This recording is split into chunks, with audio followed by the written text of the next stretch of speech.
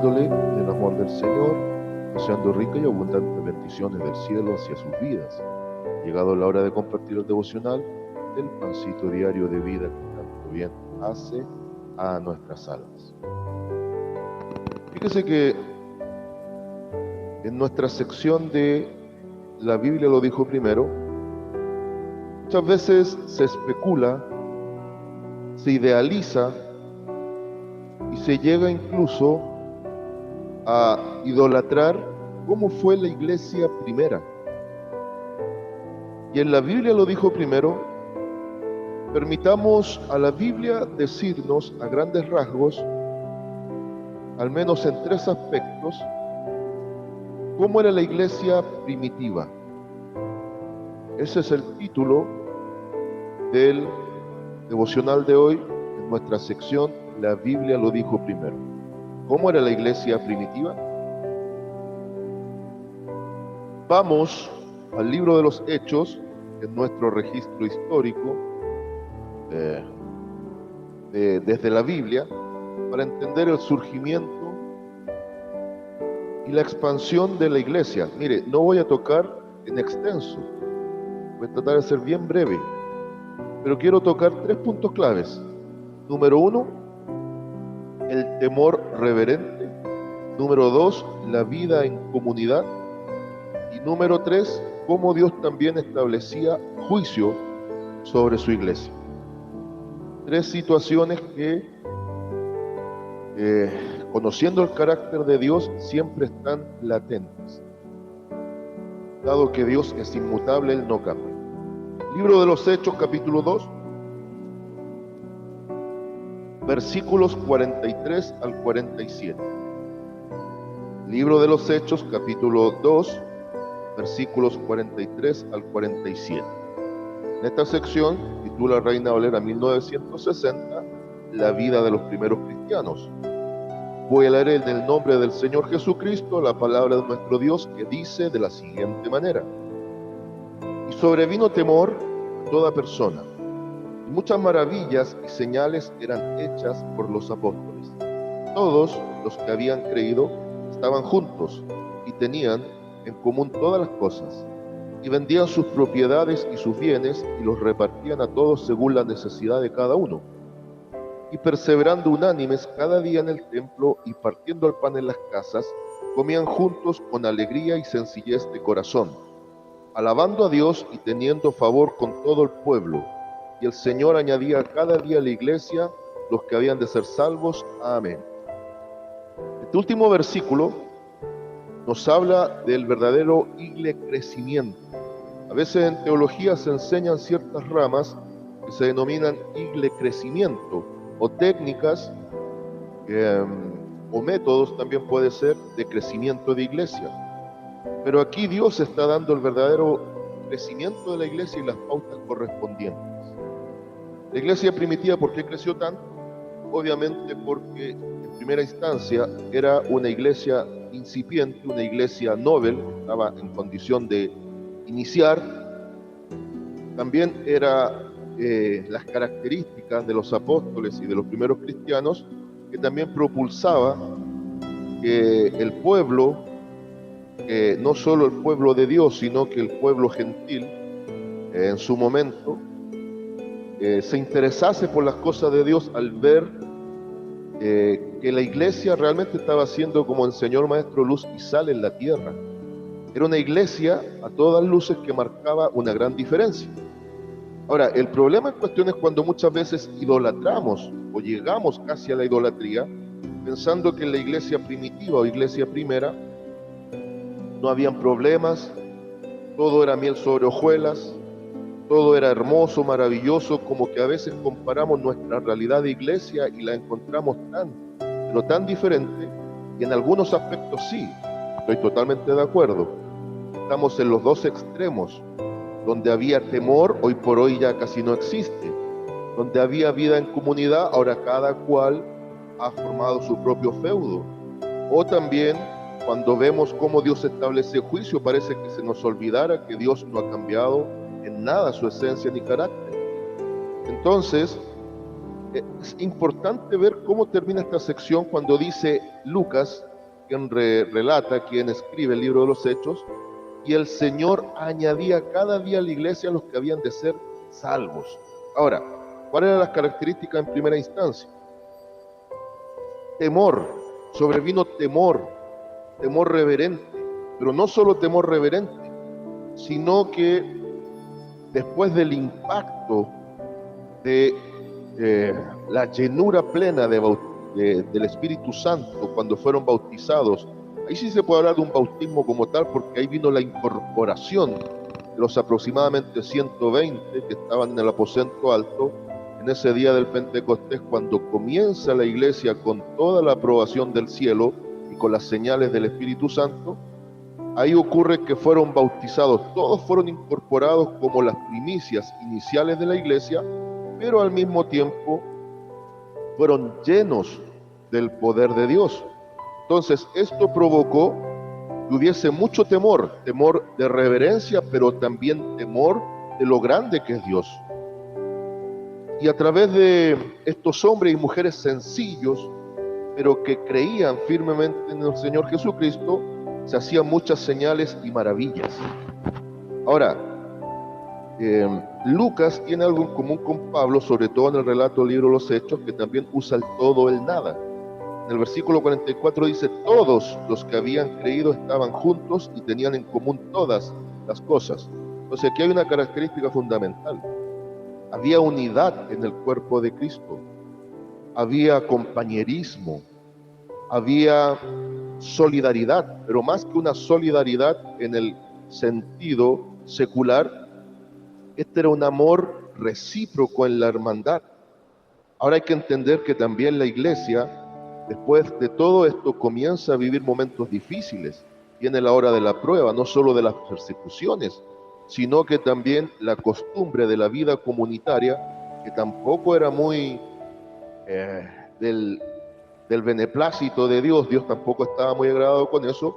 También vino instancias de pobreza sobre la iglesia. Ahora, surgiría la pregunta: ¿por qué los que tenían propiedades eran capaces de vender y repartir los bienes según la necesidad? Obviamente los relatos nos enseñan que traían las cosas a los pies de los apóstoles.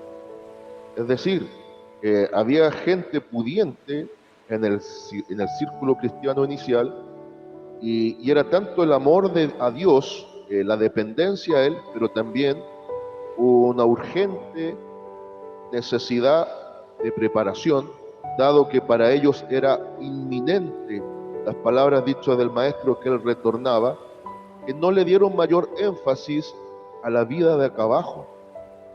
Ellos estaban tan mentalizados con la vida del cielo y con la inminente venida del Señor, que también, si vemos los escritos del apóstol Pablo, para él era totalmente inminente, que muchos también cayeron en ciertas prácticas erróneas, que consistió, por ejemplo, en decir: Cristo viene pronto, así que ¿para qué seguir preparándome? Lo traemos al tiempo contemporáneo, sería como decir: viene tan pronto Cristo que yo dejo de trabajar, vendo todas mis cosas, dejo de estudiar, dejo de prepararme y me concentro absolutamente en preparación para la venida de Cristo. Entonces, aquí también hay un elemento, aunque parece positivo, la vida en comunidad. Cuando nos vamos a los extremos, todo es negativo y peligroso. En esta negatividad llegó un momento dado que también historiadores registran que la iglesia entró en periodos de pobreza, sobre todo cuando vinieron las grandes persecuciones.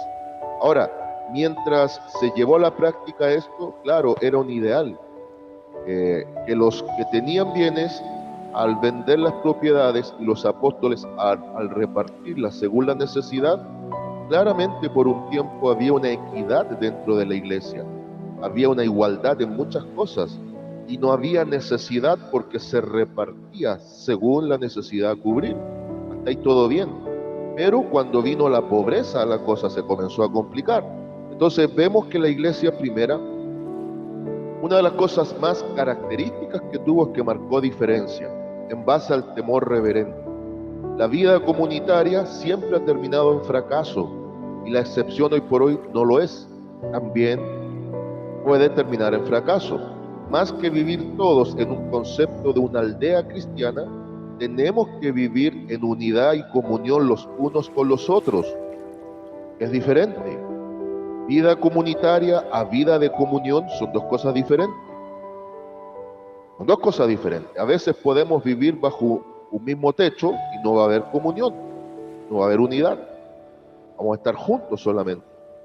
Podemos vivir en una comunidad cristiana, por ejemplo, distintas denominaciones se ponen de acuerdo, compran hectáreas de terreno y crean un centro comunitario aparentemente sin letrero, pero le aseguro que en algún momento van a comenzar las discrepancias, a veces por cosas pequeñas, por que unos alaban al Señor de una forma, otros de otra. En ciertos puntos de doctrinas que no son fundamentales también hay diferencias, lo cual va a acarrear problemas, y ya se evidencia que la iglesia primera no le resultó el vivir en comunidad, aunque al principio parecía muy bueno. Lo otro interesante, que había unidad, había comunión, había temor y había perseverancia. El versículo 46 dice, y perseverando unánimes cada día en el templo.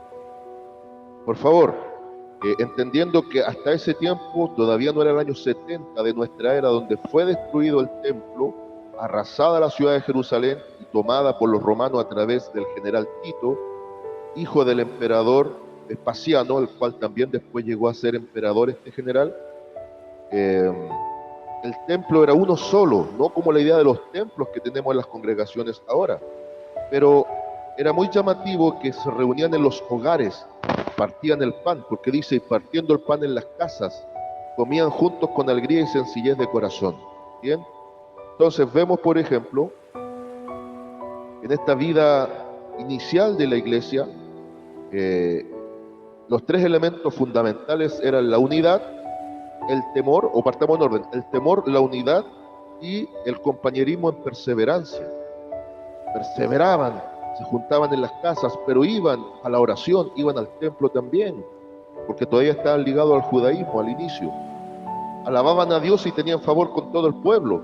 Fíjese, 4 grandes ingredientes: temor, unidad de comunión,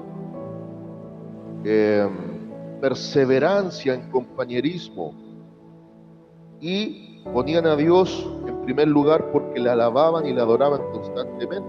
Esto provocaba que tenían favor no solo de la iglesia, sino que también esto impactó positivamente el entorno, y Dios comienza a dar el crecimiento. Y es llamativo, por ejemplo, que aquí mismo en Hechos, pero obviamente en el capítulo 4, desde el versículo 32 al 37, aparece la idea también de la vida comunitaria, todas las cosas en común. Ahora, sería precioso que tuviéramos todas las cosas en común, pero siendo honesto, no existe esa realidad patente legítimamente en la iglesia. Muchas veces hay un dejo de egoísmo en donde cada cual vela por sus propios intereses. Dentro del límite permitido por Dios y sano, sería muy lindo volver en parte a la vida de las cosas en común, aunque no tengamos una vida de comunidad, una vida comunitaria, todos bajo un mismo techo, todos bajo un mismo sistema de vida en algún lugar en donde podamos cohabitar todos. Pero la idea de las cosas en común es ideal. Ahora, a veces se piensa que no hubo problemas en la iglesia primera, y es aquí donde hay que ver, por ejemplo, el libro de los Hechos capítulo 5, desde el versículo 1 al 11, cómo Dios establece juicios sobre un matrimonio de cristianos que lo tomaron a bien de vender una propiedad. Estoy refiriendo a Ananías y Zafira, de vender una propiedad, traer no todo el valor de la venta a los pies de los apóstoles, en este caso delante de Pedro, sino que quisieron engañar respecto a la cantidad. Ahora, considere lo siguiente: ¿por qué Dios estableció ese juicio? Principalmente para que prevaleciese el precedente del temor, no de un miedo paralizante, sino de un temor que provocase santidad. Entonces, aquí no fue que Dios, usando a Pedro en forma autoritativa, hizo esto, sino que el problema fue que este matrimonio de alguna manera quiso tentar a Dios en la persona del Espíritu Santo a través de Pedro, quiso engañarlo. Y bien escribe Pablo, el apóstol, en Gálatas capítulo 6, versículo 7, que Dios no puede ser burlado. Todo lo que sembramos cosechamos. Nadie les pidió que vendieran. Ellos desearon bendecir la comunidad cristiana. Ellos trajeron esto a los pies de los apóstoles. Pero el grave error fue que si nadie les indujo humanamente y sintieron el toque del Espíritu Santo para hacerlo, el problema fue que quisieron mentir. Y Dios no los condenó por haberse quedado con parte del dinero, lo cual era lícito. Dios los enjuició por la mentira. Ahora, si Dios, incluso me incluyo me pongo en este lugar porque todos estamos en esto. Si Dios siguiese esta misma norma, porque esta fue casi una excepción a la regla, pero quedó establecido como precedente de que Dios también puede traer juicio sobre los suyos. Si Dios hoy siguiese aplicando esta regla, vuelvo y repito, me pongo también en este lugar, quizás cuántos de nosotros ya no estaríamos en pie, habríamos sido aniquilados por el poder de Dios, porque todos fallamos de alguna forma. Ahora, hay que evitar ciertas cosas como tratar de tentar a Dios o mentir flagrantemente en su presencia. Así que vamos a ir cerrando y resumiendo algunos puntos claves a modo de conclusión. Entonces, no olvidar, en la Biblia lo dijo primero, la misma Biblia nos presenta cómo fue la iglesia en su origen. No es tan diferente a la iglesia actual, aunque hoy por hoy el gran problema es que se ha perdido temor de Dios. Entonces ya no se está marcando diferencia y se ha cambiado el fundamento bíblico de estos 4 puntos claves: temor reverente, unidad en comunión, compañerismo en perseverancia y priorizando a Dios para alabarlo continuamente, como fundamentos de crecimiento por métodos humanos, en donde, como no hemos podido conquistar al mundo, hemos sido permisivos y hemos permitido que el mundo entre a la iglesia. Ahora, el problema sería que se quiera repetir el hecho de la vida comunitaria y que Dios, en base a un mal proceder de nosotros, siga estableciendo tiempos de juicio, lo cual creo que llegará su momento en donde Dios también pedirá cuentas de aquellos que están usufructuando de mala forma y están tomando el Evangelio como fuente de ganancia. Llegará prontamente nuevamente el tiempo de los días de Ananías y Zafira. Preparémonos. Saludos de paz, amor y bendición desde Longaví a cada uno de ustedes.